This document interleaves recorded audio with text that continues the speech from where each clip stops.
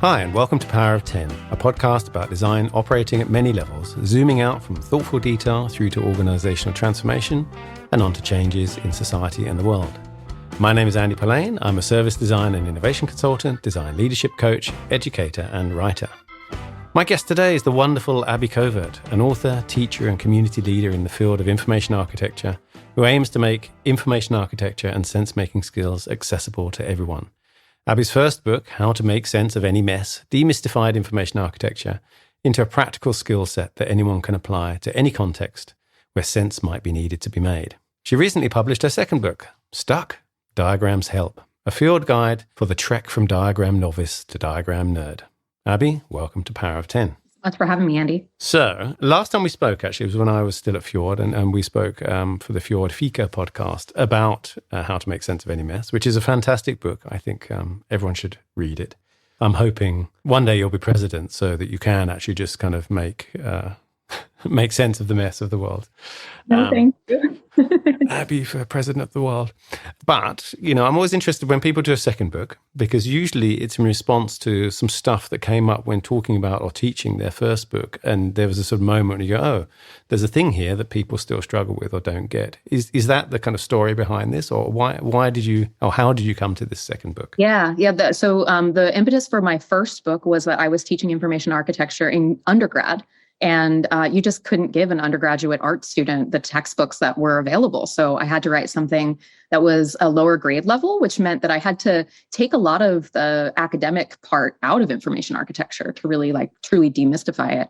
With my second book, though, I found that in the 8 years between the books, readers would often come to me with I love those pizza diagrams. I love them.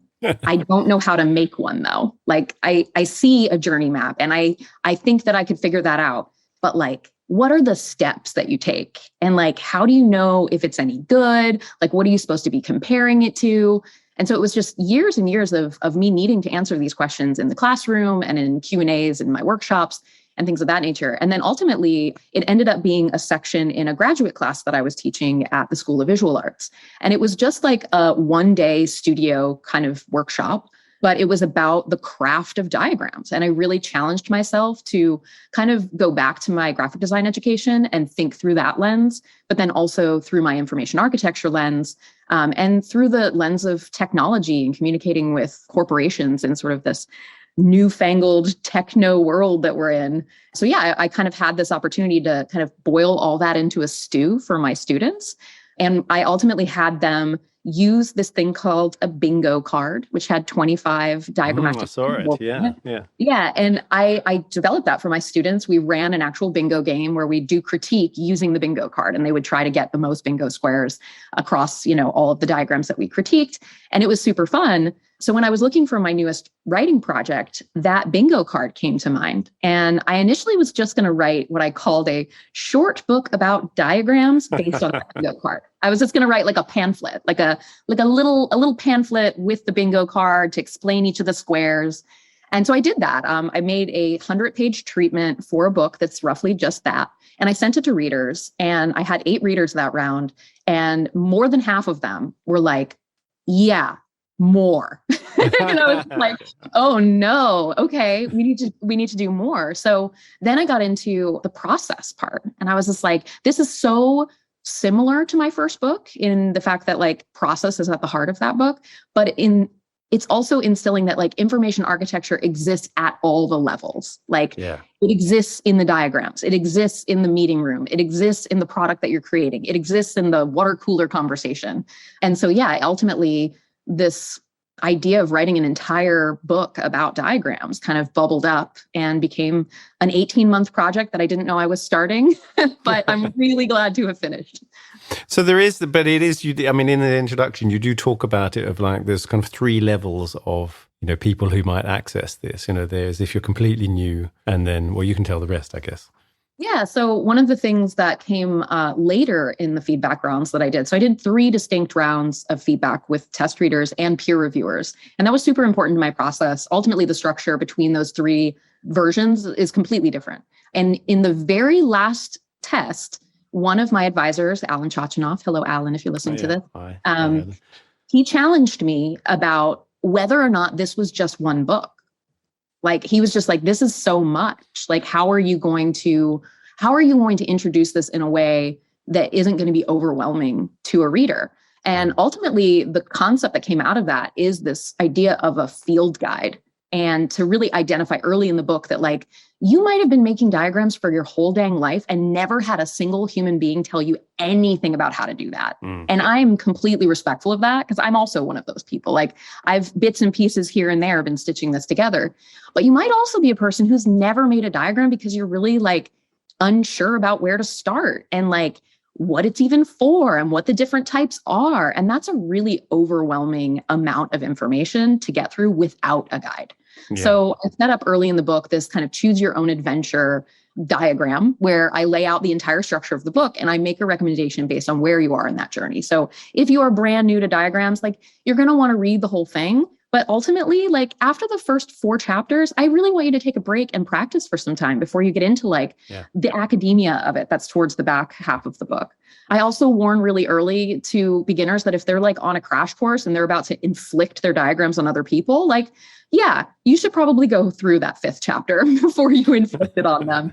But if not, like, take some time, take some practice. And then also, I'm very much aware that, like, I would have bought this book if it came out, and I diagram every day. Yeah. So I wanted to make sure that there was also kind of a call out to people who have been diagramming for their whole career to say, like, this is just my trek. This is how I'm teaching people to do this thing. But ultimately, the thing that I think they'll get out of it is what Jenny Benevento, my co-author, was able to accomplish in the very last part of the book, which is a very thorough literature review on just how diagrams emerged and how old they are and how little we really know about their effectiveness as an actual medium, but also how, like, pervasive they've become. And so I think between her literature review and the resources that we put into the back of the book, and also, if I may say so myself, it's a very well indexed book.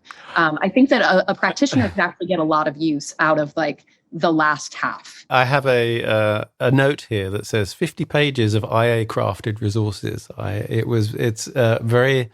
You can tell an information architect has done that part of the book, or you've tackled this. We designed that experience. We had this joke. So through the whole book, we talk about our road to Diagram Town. Yeah. And Jenny and I designed that list. The last 50 pages is as if you walked into the library at the center of Diagram Town and walked up to the information desk. Yeah. And I think we accomplished that. Yeah, no, it's very good. It's very good indeed. I feel like Alan has been very crafty in sort of throwing down the gauntlet by saying, well, look, there's a whole load of information here. How are you possibly going to make any sense of that? He did this for my first book as well. I was teaching at SVA in his program when I wrote my first book, and I used my first semester teaching graduate school students to kind of test my own process by writing this book while I was teaching them this thing that I was also writing about. And he was the one that actually encouraged me to really dig deep into the information architecture of the book. Like, I was much more focused on the words, and I was really concerned about the language and getting the lexicon right and making sure that every sentence was crystal clear and at the right grade level. But he was the one that was like, this thing needs wayfinding. This thing needs indexing. This thing needs like a structure that you can rely on. And ultimately, that's the way that the book came together. I mean, those would be the things that people highlight as the strength. You should hire an information architect for your book. I have done hiring an information architect is always a good idea. So you start with VUCA. You start with volatility, uncertainty, complexity, and ambiguity. And I'm going to come to the next bit and then add to it. I struggle slightly with VUCA because I tend to I think back through kind of history and I think, well, when wasn't that the case, right? And it's often seen as we're now in a VUCA world and we weren't before. But actually you talk about it in your sort of personal VUCA, right? You talk about this moment, well, hence being stuck, I say, of this moment where you sort of don't really know what's going on. You don't really, you're kind of faced either by the mess or you're faced by being just overwhelmed. And you tell this really nice story, which leads you to this idea of adding kindness, diagramming for kindness, because you sort of go through saying diagramming for stability and so forth, the responses, I guess, to, VUCA. Can you tell that story? Because I think it's quite compelling. I assume that you mean the story that opens the book about. Yeah, I do mean the story that opens the book. Yeah. So while I was writing this book, kind of in between drafts 2 and 3, I took a break, mostly because a family member of mine was really struggling with a health event, and I needed to go there and help to take care of them. And one of the tasks that I was given on the family plan was I was the closest relative to the hospital. And so I was going to pick them up and get all their stuff from the hospital and bring them back to the house. And that seemed like a fairly simple task. I can handle that. What I didn't expect was to just be piled on by staff, and in a really kind way. Like, every person that came through had something really important that they wanted to instill in our care plan, and they wanted to give us a resource or tell us about a really important thing we needed to remember. But when you've had, 5 or 6 staff members within an hour doing that with a lot of information and, pamphlets and photocopies on photocopies on photocopies, the ones we've all seen, we ended up with this pile of kind of an overwhelm. And on top of it, I had my family member who was pretty doped up. Like, this person was in a lot of pain, and I needed to just get them to their bed. So when we got to the house, I had this just sinking feeling, just this feeling like I actually don't know what I'm supposed to do. Like, this family member, I have never seen them this weak, and this needing of attention. Like, this is a very strong person in my life, always has been. And she really needed me at this moment. And I had this car full of crap from the hospital, and we had to stop at this pharmacy and get more crap. And it was like medical supplies, not just pills. It was like there was something we needed to clean really well. And there was like a special kind of water we needed to find before we ran out of the kind they gave us a sample of. Like, it was just all of this stuff. And so she went down for a nap, and I came out and got all the stuff out of the car, had a little cry, and just realized, like, I feel really freaking stuck right now. And I wrote a book about how to make sense of any mess. And this is a freaking mess. Like, I have to be able to make sense of this. Yeah. So I immediately was just like, okay, break the pile down, make it into smaller piles. That always works. That always calms me down. So I did that. And it didn't work. Like, the pile wasn't that much smaller. The distinguishing factor was just like whether or not I needed it in the next 2 weeks, which was like super unhelpful. And so I kind of unconnected to my book about diagrams, which I was currently writing, I just took out a piece of paper and drew a line. And I was like, okay, this is today. This is the day. What of these things relates to today? Let's just start there. And I just started to add things to the line. I identified that, like, the beginning of the line was in the morning, and the end of the line was the afternoon or the evening when she goes to bed again. And so I just started putting things on the line. And then I realized, okay, I actually can make sense of this. I can unstick myself if I just take it one step at a time and really am gentle with myself on, like, the emotional part of this, because this is not just a website. This is not just a taxonomy for an e-commerce company. This is a life or death circumstance of, like, my care of this person will result in whether or not they end up back in the hospital with an infection or something. Yeah. And so ultimately, a diagram really stepped in. And then it wasn't just me that it ended up helping, because, the very next day, another family member came to overlap with me for a little while to then take over for the next shift. And when she arrived, she had just flown all day to get there. I think about whether or not she would have been completely overwhelmed to the point of tears like I had been if I had just pointed at the pile and gone, here you go, have fun, try to figure this out. But instead, I had this diagram, and it was messy. It was, honestly, it's so funny because I didn't even take, like, a picture of it. I don't have it. It just didn't feel like important until it was all over. And I think that ultimately was a lesson too, and, like, how transient the diagram can actually be in this process, which also means that it's hard to come to as a tool if you're not used to, like, thinking of it as a tool that you would use in a certain problem set. It's something we can come to accidentally, but with not a lot of guidance. So that diagram really, like, it saved me that day for sure. There's so much in there. There's so much in what you've just said where I think that you can relate to so many other areas. That feeling of, and it's not usually life or death, but, I have plenty of coachees who are near or in burnout too. And that feeling of being overwhelmed by, I've got so much stuff and I don't know what to do, I don't know where to start, and all of that kind of stuff is very true in people's work lives. I can imagine, I have this thing I talk about sometimes where I've walked into a room of designers who are doing synthesis. They've got all the post-it notes on the wall and everything, and there's a kind of body language of them slightly kind of hunched and sitting and looking up like a kind of forlorn dog at the post-it notes on the wall. And I just know, okay, you guys are stuck, right? You're just in that, this is all too much information. But at the same time, what you're talking about, if I think of, our customers of products and services who where the onboarding is a fire hose, or it's so overwhelming, and particularly as sort of employee onboarding and those kinds of things, where, if you join a large company, your first couple of days feel like, here's 1,000 ways you can get fired, right? And as part of the onboarding, and it can be hugely overwhelming. The same as, I'm at this point in my life and I'm not really sure what to go. I've got these options and there's this job offer and there's this possibility, and you get all over the place. And there's this great bit where you just say, I ask people or friends, I dish out this advice quite often of, have you made a diagram yet? Yeah. Do you have a map? I mean, if you're wandering around in the wilderness without a map, we all know that's not a good idea. Yeah. Nobody does that on purpose, but we do that in the wilderness of our corporations. We do that in the wilderness of our goals for ourselves. I mean, I truly believe that diagrams are in our heads. It's just whether or not we express them. Yeah. And I think that that's something that once people get the vernacular and the grammar to do that expression out of their heads, it's so much less scary. Yeah. You see, there's only really 3 things. It felt like 13 in my head. Oh my gosh, that really is the same as that. Those felt so different in my head. These are all things that I've heard over and over and over again from people that have this, just this feeling of I'm so stuck, I don't know what to do. And the thing I identified in writing this book is that is actually at the center of the process. Yeah. You are in the messy middle by the time you get to the stuck part, because often you've already identified an audience. You already know what you intend to do. You might even have a really good sense of the scope that you're after, but you're not quite sure yet how you're going to make it into a thing that the people you intend to make sense to will actually understand. Yeah. And that's a really lonely place. Yeah, it is.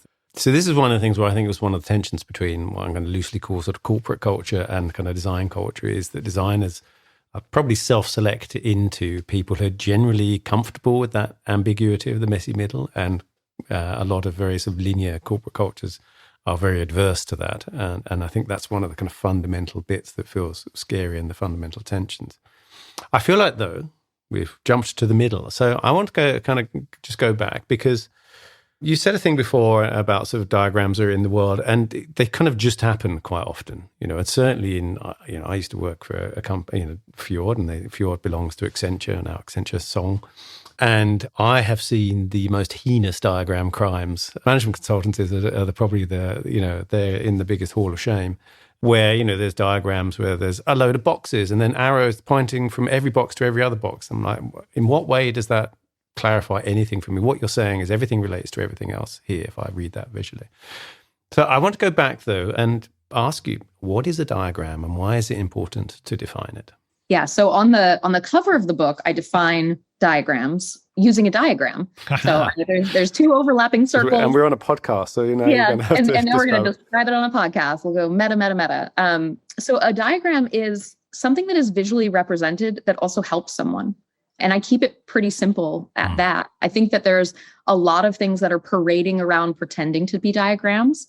I think that there are a lot of diagrams that end up not being diagrams to certain audiences, but are shown to them as if they should be. And I think what you just described is actually the perfect example of that. The heinous technical diagram that you see in an Accenture type corporation. Yeah, I have seen hundreds of those, and maybe thousands. Architecture. Yeah. And I think that it's interesting, because I think if you had asked me 10 years ago, is that a bad diagram? I would have said yes. I would have said it doesn't make sense to me, and therefore it's a bad diagram. I now truly believe that is flawed in thinking, because I think that diagram, I want to believe, if I'm giving the best intention to that maker, I think that diagram did help them. Okay. But they didn't stop at them as defining the someone that they were trying to reach. And that's where they made a mistake. Now, the funny thing is, I see designers make that mistake too all the time. Yeah, because it often is the theater of diagramming that the client or the boss or the executive team or the other team, where we kind of make a really complex diagram that helped us, that helped our team or our specialty to make a decision or understand something fully. But then we take a picture of that thing and wave it at other people to prove that we've done the work. If we expect them to understand those diagrams, we are maybe not making great diagrams. If we expect them to just go, oh, cool, they've got diagrams and those make sense to them. And that's great for them because they're not blocked by that. And they can make decisions that add up to our business, getting what we need.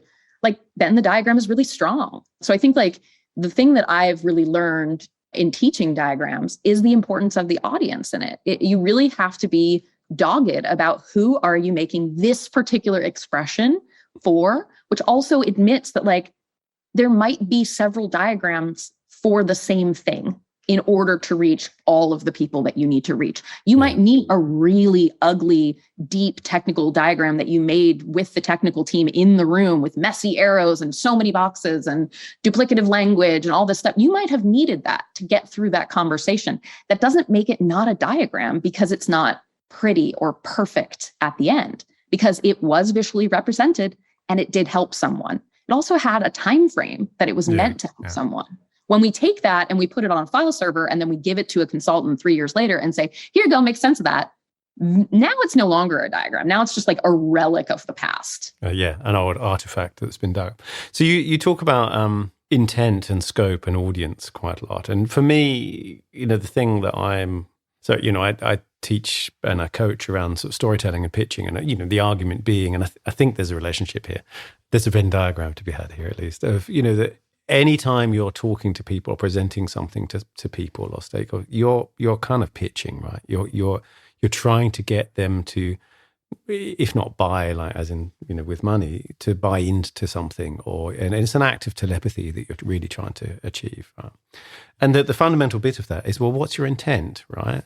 So what's your intent and what's the audience? And the whole thing seems to be about getting those two to kind of meet up together. I think that's something that people get wrong so often. I think because, so let's say that we're building a product for farmers, okay? Mm-hmm. But our audience internally is executives and technologists and designers, okay?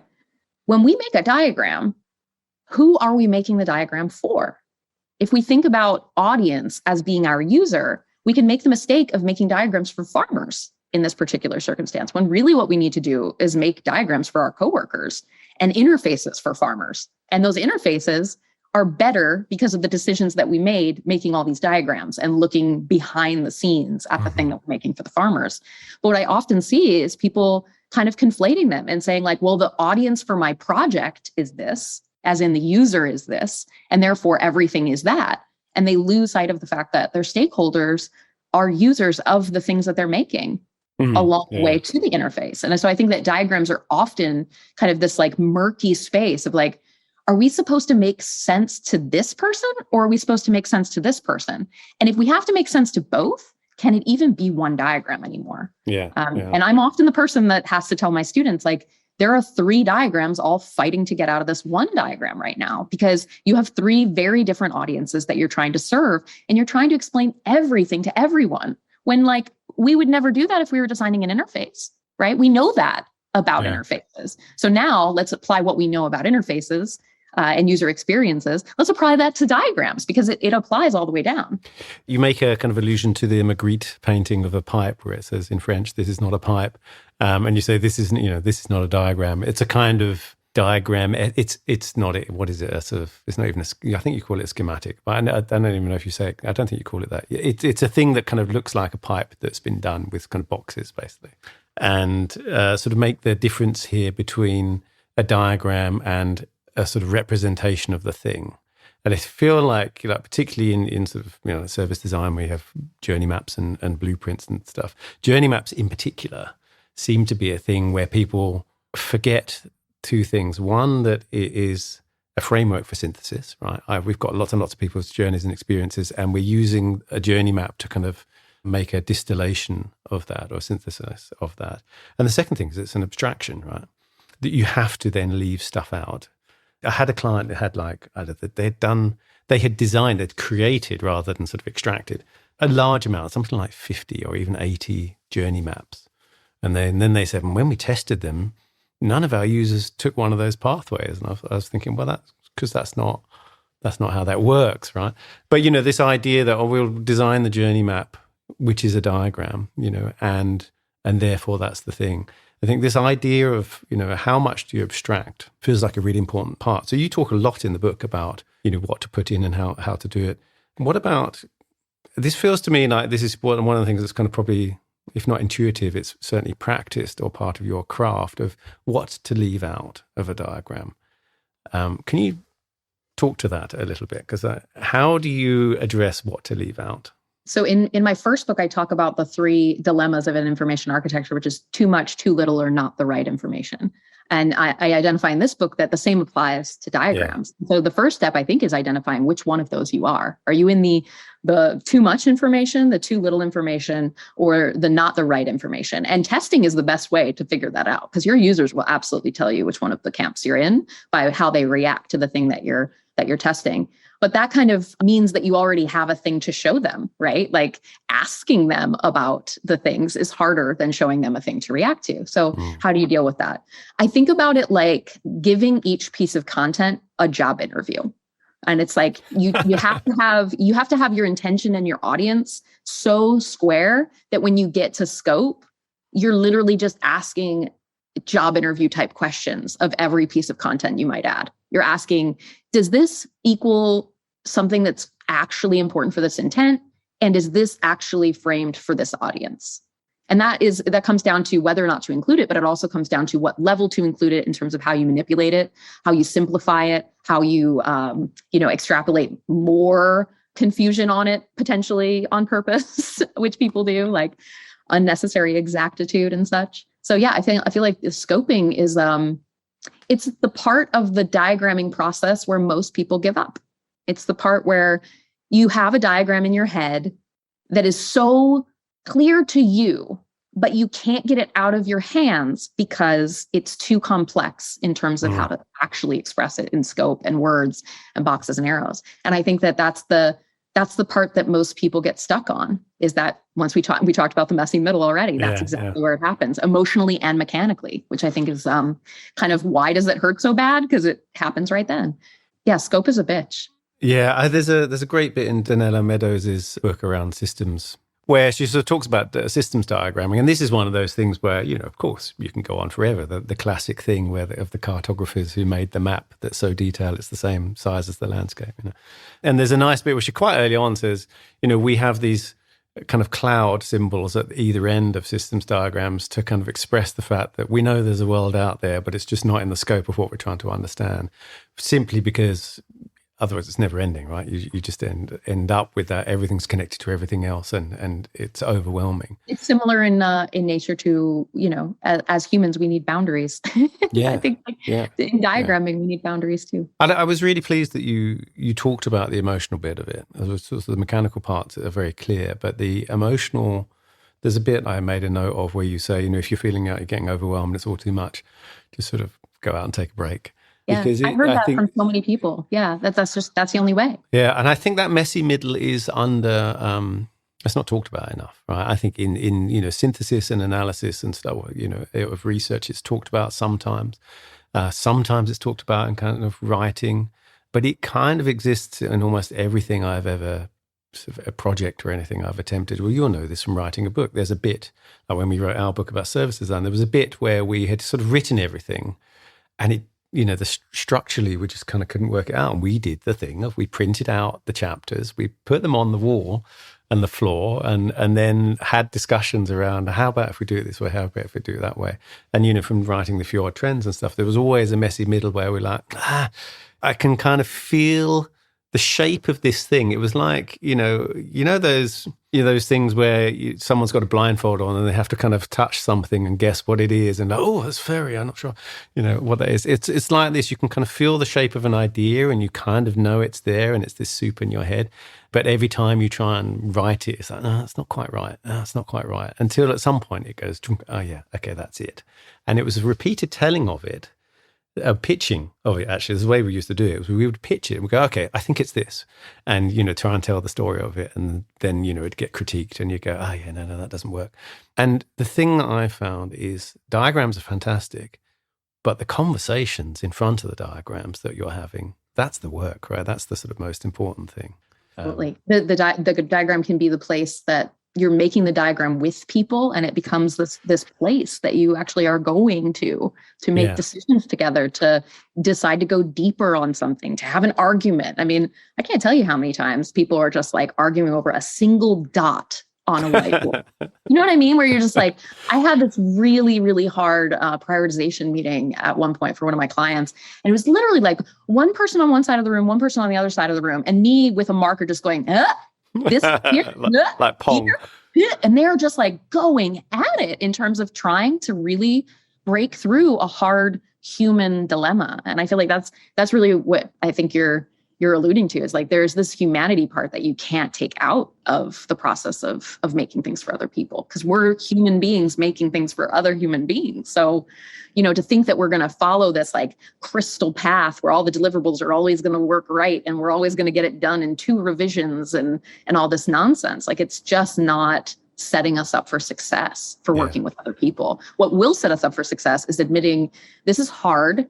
It can be frustrating. And if you're doing it correctly, you probably are going to need to take a break and have a walk at some point, because it means that you are asking the right questions. And I think that that's something that people need to be given permission for, because I think I should be strong enough to just do this thing and get this diagram out of my head. And I should be talented enough to make it make sense to people first time, right? Yeah. But that's not how things are actually made. And we know that if we're talking to somebody where we're selling our research process, right? Yeah, we know that if we're trying to sell a delivery of upfront discovery thing where we have lots of collaborative work sessions, we know this about our work. But when it comes to the most personal parts of our work, which is often the diagrams we're making for ourselves or for our team to get through these really tough moments, we kind of forget that part. And we're like, oh, this should be easy. If this isn't easy, then it shouldn't be a diagram. It's like, that is the opposite of what is true. It's like, it looks like it should be easy. It's just boxes and arrows. But in reality, getting to the place where those boxes and arrows are doing the thing that you wanted to do for the people you wanted it to do it for, that is freaking hard work. And it takes a lot. So, and there is that storytelling part of it as well, it kept coming back to me in this because of this idea, there's a thing that happens when you're sort of presenting or telling a story, which is, do people understand, did you start in the right place, right? Do people understand the sequencing of this? Or did you jump, did you do one of 2 things, either laboriously go through something in many, many steps where everyone's like, yeah, no, I get it, move on, which designers often do when they're presenting it. Look how much work we've done. Or did you take a kind of leap that is self-evident to you and then, you've lost your audience because they're like, hang on a second, I don't really... I'm like this when someone's explaining spreadsheets, to me, and I'm like, and they're like, so I think that'll amortize over the next 5 years, and I'm like, why is this in brackets here in row E, and where because of all that sort of tacit knowledge that you have, and then have you kind of built up the story, and it feels very much like that also with diagrams because you're kind of telling a story, and hence this idea that the sort of talking someone through a diagram, and I guess this is for what there's testing, which is you're actually kind of quite clear about. So you're not saying, hey, I'm doing this thing, what do you think of it? You say, here's where I'm trying to make, this is a diagram that makes sense. Now, actually, can you say it? Because you phrased it really nicely in your book, the difference between those 2 things. Yeah. So I think in a lot of cases, when we want to get feedback on our diagrams, what we jump to is like setting a meeting with somebody that we want to reach and then showing it to them in front of us and saying, hey, I made this diagram and I want to know what you think about it. So let me show it to you. And then they look at it for about 30 seconds. And then you go, so what I'm doing here is I'm using the blue to mean this, and I'm using the green to mean this. And I was going to put this in, but I didn't. And what do you think about this? And you just start kind of like explaining the diagram and then maybe catching some feedback on what your explanation was. Yeah. What I think is much more effective, especially when you're kind of trying to get to that through that messy process of delivering a diagram, when you're trying to decide what is actually going to work. I think it's much more effective to give somebody a diagram and have them look at it and say something like, hey, so I'm making this thing. I'd love you to look at it. Let me know when you've had enough time. And then I want to ask you some questions. Yeah. And you treat it more like we treat interfaces. Like if I was testing an interface, I would say, I'm here to watch and not to talk too much. And I would love to see you complete this task using the thing in front of you. And, remember that it's the computer's problem, not your problem. Yeah. And we would be simple as that. But there's some kind of like methodological difference in how we look at diagrams so often. So yeah, I think that's a really important learning. I mean, there's a nice thing, which is to get someone to explain a diagram you've made back to you, right? Yes, that's also great exercise. Because that tells you whether the act of telepathy worked or not, right? I've put my idea in this diagram, and what's the kind of degradation that happens when it gets kind of read back. And I think once you're through that setup of the test, like that is the first question to ask. Yeah. It's like, okay, you've given them the time, they've actually looked at it, they've had the time to look at it, and they're ready to talk to you again. What is the first question? The first question should be, could you give me a tour of this diagram as if I've never seen it before? Yeah, that's nice. And then you don't interrupt them until they're done, because they're going to get to places where they're going to go, I don't know what that is. And you're going to want to go, oh, that means blah, blah, blah. Don't. You got to let them give you the full tour. And then at the end, still don't explain it to them, because the minute that you do, they're just going to start agreeing with you about what might need to change. And that's not actually, in my experience, useful feedback anymore. So I've got a question for you, which is, I was just thinking about this. Sometimes the thing of getting someone to explain it back to you is really useful, because diagrams kind of go on. And you talked before about, you give an engineer this diagram from, 6 years later, and they should make sense of it. Diagrams go on to sometimes have a life of their own.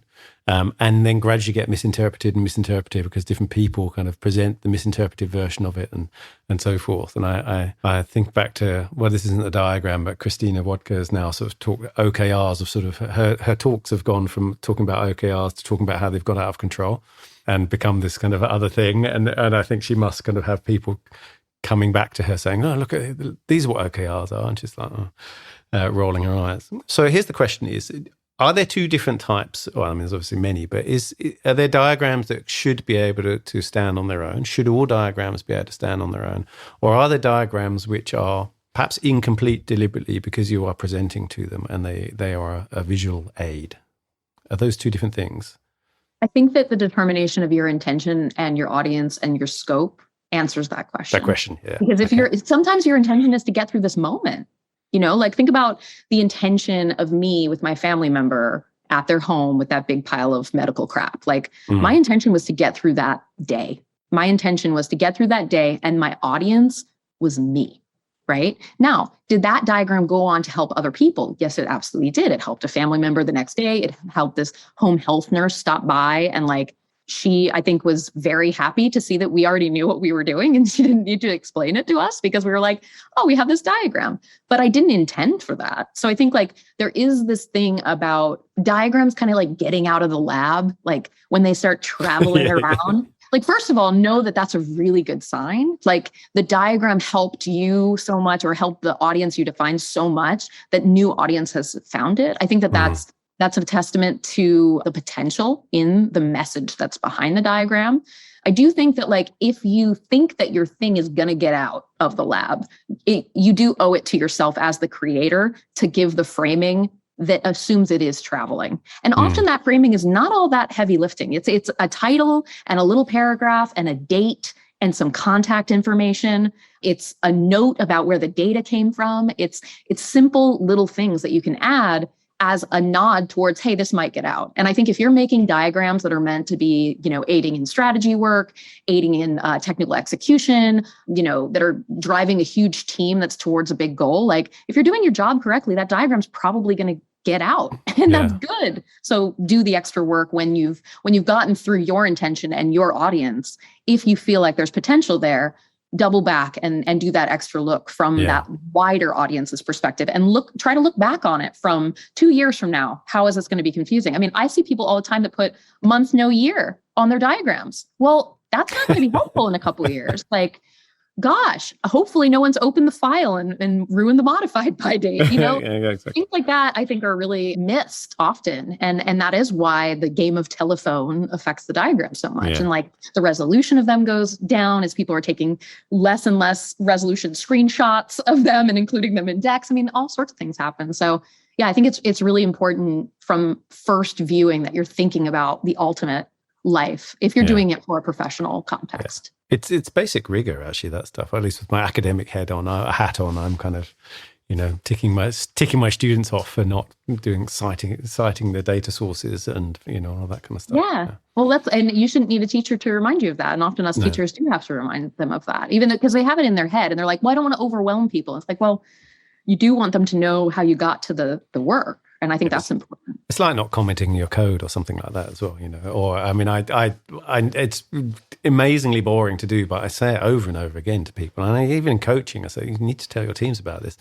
of naming conventions and things like that. So you don't have kind of layer, copy, one final version, really final, all of that sort of stuff. And I see it over and over again. I think, come on, this is like kind of undergrad stuff.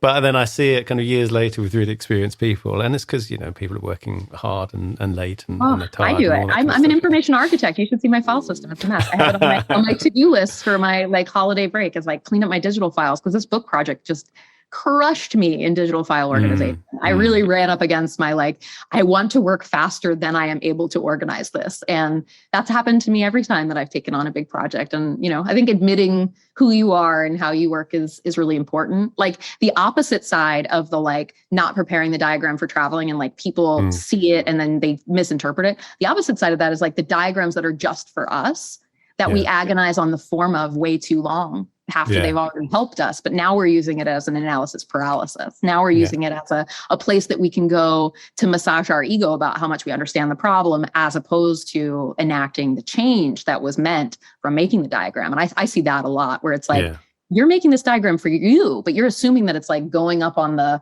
the big screen at an opera house or something. It's not, it's just for you. So get out of the diagram and go live your life. Make some decisions that were the reason you made that diagram. That's like fiddling with the typeface and font size instead of actually writing the paper, right? So you have in the book, you have a whole section around collaboration. You've got kind of different sort of example case studies, which I'm assuming are kind of drawn from real life-ish things, or actually are. I don't know how kind of one-to-one they are or not, or whether they're there. None of them are one-to-one with an actual story. I would say that of the 8, I would say 6 of them have my own experience in them, but are influenced by other people. I did this really fun exercise kind of in the middle of the process of writing the book, where I interviewed people that signed up off my mailing list and said that they had stories of diagrams they had wrestled with. And I just was really fascinated in hearing, when I say diagram, I don't even know what you think I mean, but I would love to see some examples. And I saw so much diversity of thought and form and background of the sense maker that was doing the diagram, that it became this thing where I was like, I had intended to do that work, not to write stories, but to just kind of get better examples to pepper throughout the book as I was talking about craft and collaboration. But the stories became the way to teach collaboration, which I think really was very effective. Walking through somebody's experience of making a diagram, especially somebody who doesn't actually know they're making one. In many cases in the book, people aren't quite sure they're making diagrams at first, and then all of a sudden they are. I think that really took all of the lessons of the book and put them into the frame of exactly what we've been talking about, the human part of it's going to be messy and it's going to get weird and you're going to feel strange and you're going to feel exuberant and then disappointed and all of the things. So, yeah. My favorite, and that's what I was just looking at, was the Danny asking obvious questions. If there's one thing I've learned from working especially in the consulting world, which is so laced with jargon, is to ask the obvious questions. And sometimes about terminology, right? When you say strategic roadmap, I've heard that a lot. What do you actually mean by that? Because people kind of say these things because, well, that's what everyone else says. But you've had moments in the room where kind of nobody really knows what that thing is, and yet everyone's been talking about it for half an hour.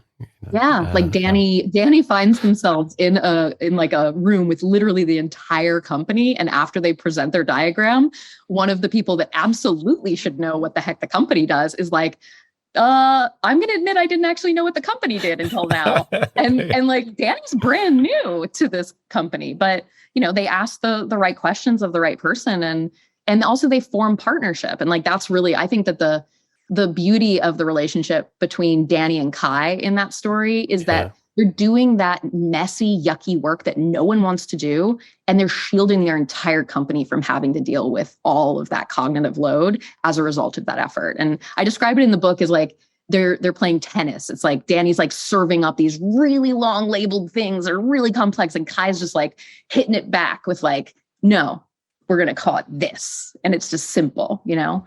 Yeah, I really enjoyed the person that story is very much based on is, yes, they know who they are, I'm guessing, after reading that. Well, thank you. You know, there's a thing there, though, which is, you know that classic thing, I don't know, maybe, I can't remember who, you know, someone said this to me as a kid when I was at school. It was probably one of my parents or something. You know, that thing of if you have a question for your teacher in class or something you don't understand, ask it, because there's bound to be someone else in the class who doesn't understand it too. That you really do everyone a service by saying, I mean, you don't have to say, sorry, I might be stupid, but, you know, and especially, you know, that can often be a very kind of gendered thing. But I think it's very useful to say, listen, you know, just to clarify this, can I ask the obvious question? Because you are doing such a service to everyone else, you know. Yeah, I start every workshop that I teach, I start with exactly that, especially while I was writing this book, because it was like, I'm very selfish about this. This is a service to me as a writer. Yes. I haven't hit print on this thing yet. So please, as a service, like ask the question. And I don't get as much, I will say, from an instructor point of view. If any instructors are out there, if you give that kind of permission at the beginning of your class, you get much fewer of the I might be stupid, but. So it is an invitation that evens out a room really well, and even a remote one. So that's something that I would definitely say I've learned to always make space for that thought early in what you're teaching, because otherwise they will assume that it's just them and everybody else is doing it. I've always felt that you do everyone a service by eating the last piece of cake too, because everyone's sitting there thinking, well, I don't want to leave it, that's a waste, but I also don't want to be the selfish one to take it. So you know, I always eat the last piece of cake. I have to admit, there's a bit. And the reason why I say I have to admit is because I'm nervous about saying it, because you even talk about it, which is the bit of the book which I can imagine coming back to quite often is the recipes section. So you have this whole kind of cooking metaphor in it. And I love metaphors. Metaphors are diagrams for the ears, right? They kind of help you understand things. And you talk about how when you learned to cook properly, and you talk about, you learned about preparing ingredients and so forth before you get onto actually doing recipes and things. And also of not just following one recipe slavishly, but actually looking at two or three and then kind of going, okay, yeah, well, you talk about cooking between recipes. I think that's how you explain it. Yeah. So you sort of understand that by doing that, you understand the principle of making whatever it is you're going to make and then kind of do your own version. But nevertheless, the recipes are a great library of, you know, if you're trying to do this, then this kind of diagram can help, or this kind of diagram is good for this kind of thing, with a nice set of kind of what to expect in there. So I kind of wanted to mention it because I think it's a really good bit of the book. And I can kind of imagine that's what everyone thought the entire book was going to be. I don't know if that's how that first pamphlet started, or whether the first pamphlet started with the bit at the beginning. Did have recipes. Yeah. The first pamphlet did have recipes. It's interesting because I've gotten feedback on the recipes, but the only feedback I've gotten on them is from more advanced practitioners saying that they don't know if they're advanced enough for them to use. And so that's something that I'm not concerned about. I mean, those recipes were absolutely meant for that first audience, which is the novice that has to have enough tools in the tool belt to feel confident mashing up the tools and doing their own thing. Yeah. And so the recipes were very much written from that audience's perspective. Yeah. But yeah, I think that like the idea that we didn't jump right into a type of diagram. I mentioned types of diagrams very early, and I try to give the reader a framework to understand kind of like the center of different types of diagrams and how they are similar more than they are different. They are all just boxes of arrows. It really is that simple. But I also think that by the time you get to the recipes section in the book, it's fairly late in the game on purpose, because I really wanted to make sure that I really walk people through the process of diagramming from the standpoint of kind of like that mechanical versus that emotional process, and how hard that can be regardless of the form that this thing is taking. And then getting into craft, like while you're doing this process, like what are you even using as the markers to know if you're doing it well? And like, there has to be some rules, right? There has to be something that always works. So I try to really set them up where by the time they get to a recipe, they're not going to run into anything in that recipe that's new. Like everything in that recipe is something they've already run into in the book before. It's just putting all of the pieces together. And I do it on purpose before the collaboration chapter because the different types of diagrams are very important to understand in order to really get the most out of the collaboration story. Yeah, no, I think it's good. Otherwise, it's like one of those recipes where you're going and it goes, so julienne your potatoes and blanch them. And you're like, what? Who's julienne? Exactly. What's a julienne? Who's blanche? Yeah. Yeah, no, it's, I have to cook I quite often cook. I have to cook. I'm in a kind of group of people who we cook tomorrow. In fact, we do a 5-course meal every once a month. But in there, they're all German. So I have to take a German recipe and kind of go through and go and understand the terminology. And it's funny because, of all things, adjectives and verbs are the things that kind of, nouns are pretty easy between languages because you can obviously point at a thing and go, that's one of those. But adjectives, when something is finished or, do this to this thing until it is like this in another language is I don't really know the nuance of what that means. And it's fascinating to have, switch between languages because you realize how much, I guess, words are diagrams of thoughts, right? How you kind of, you think you're all talking the same thing and you're not. And having learned and been in a kind of dual language relationship, I am in a, my wife's German, how much you realize, oh, hang on, this must happen in my own language all the time, and culturally between a group of, particularly sort of international group of people all speaking quite often English as the middle language, how we frequently just get that wrong. So diagrams can help. So, as you know, the podcast is named after the famous Ray and Charles Eames Powers of 10 film, which I love as a, I guess it's an information architecture thing. It's also just a kind of sense-making thing. And it's really fascinating, this idea of, just that simple mental trick of what if you zoom in and out by 1 power of 10 and how that, exponentially goes. So the last question for all my guests is, what one small thing, either, it's overlooked or should be redesigned, has or would have an outsized impact on the world? Take a break.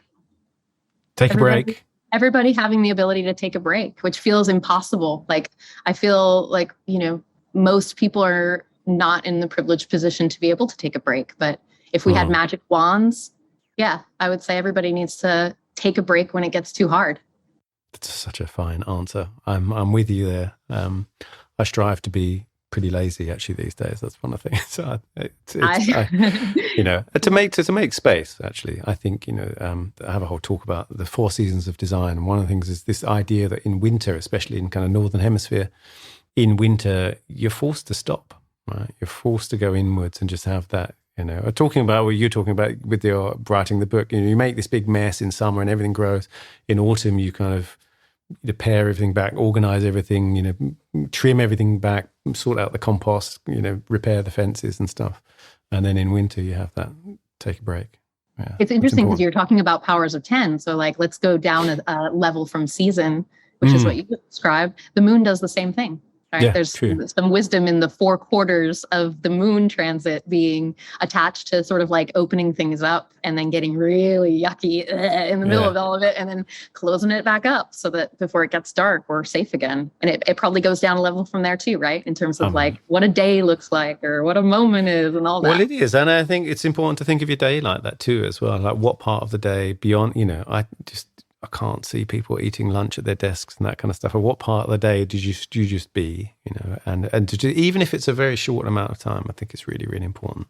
Yeah. I mean, as a writer, I think that like understanding my creative rhythm has been a real process for me because I used to think that I needed to put the writing into a business schedule. And now I realize like, I'm actually really the best writer at like 6 a.m. I just am. And that actually means that like my business day can be a little bit like less traditional. I'm putting things in my business day that make me uncomfortable as a recovering workaholic. But ultimately, like taking those breaks and taking care of myself are how I can show up for when I'm my creative best. So it's fascinating reading about kind of famous, well-known writers because quite often their day is, I do some stuff in the morning and then I write for 3 hours from, 9 until lunchtime and that's it. you know. Oh my gosh, if anybody out there can write for more than 3 hours a day, like, I'm going to call bullshit on that. Like, you're probably pushing yourself too hard. Because honestly, like, if you can get 3 hours solid of writing a day, that's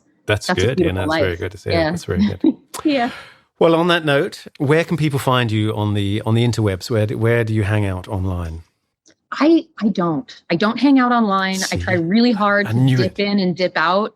But I do have a website that has everything I've ever done, basically. It's abbycovert.com. Also, howtomakesensofanyMess.com is my first book in its entirety for free for the world. So if anybody out there is thinking, oh, that price, maybe not, go check it out for free. See if it's worth buying. And then the best way to kind of keep up with me and support my work would be to sign up for my mailing list. I also have an Etsy shop where I sell some posters. I sell signed books there, which are really fun for me to send out to readers every week. So nice.